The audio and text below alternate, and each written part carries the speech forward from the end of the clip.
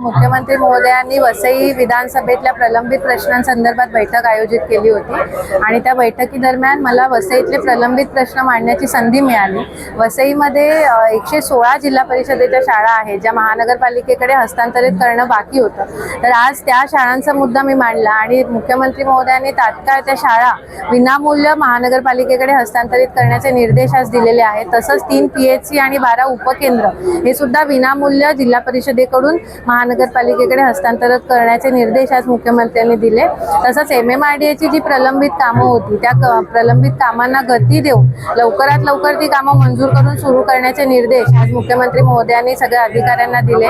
त्याचप्रमाणे ज्या बिल्डिंग्सना CC आहे पण OC नाही आहे आणि त्यामुळे पाणी कनेक्शन त्यांना दिलं जात नाही आहे, तर अशा सगळ्या बिल्डिंग्सना तात्काळ पाणी कनेक्शन देण्यात यावं। तसंच OC देण्यासाठी एक धोरण ठरवून लवकरात लवकर अशा बिल्डिंग्सना OC सुद्धा देण्यात यावी असे निर्देश मुख्यमंत्री महोदयांनी दिलेले आहेत। तर एकूणच आजची परिवहन पार्किंग संदर्भातला मुद्दा मांडला की जे ST महामंडळाचे डेपो आहेत तिथे मल्टी स्टोरेज पार्किंगची व्यवस्था करण्यात यावी। परिवहनच्या बसेसना ST महामंडळाच्या बसेसना ग्राउंड फ्लोअरवरती आणि वरती मल्टी स्टोरेज बिल्डिंगमध्ये दुचाकी आणि 4 चाकी वाहनांच्या पार्किंगची व्यवस्था PPP तत्वावर करण्यात यावी अशा प्रकारचे प्रस्ताव सादर करण्याचे निर्देश मुख्यमंत्री महोदयांनी अधिकाऱ्यांना दिलेले आहेत। एकूणच बघता आज वसईच्या विकासासाठी खूप चांगला दिवस आहे। मुख्यमंत्री महोदयांनी खूप सकारात्मक असे निर्णय वसईच्या विकासासाठी घेतलेले।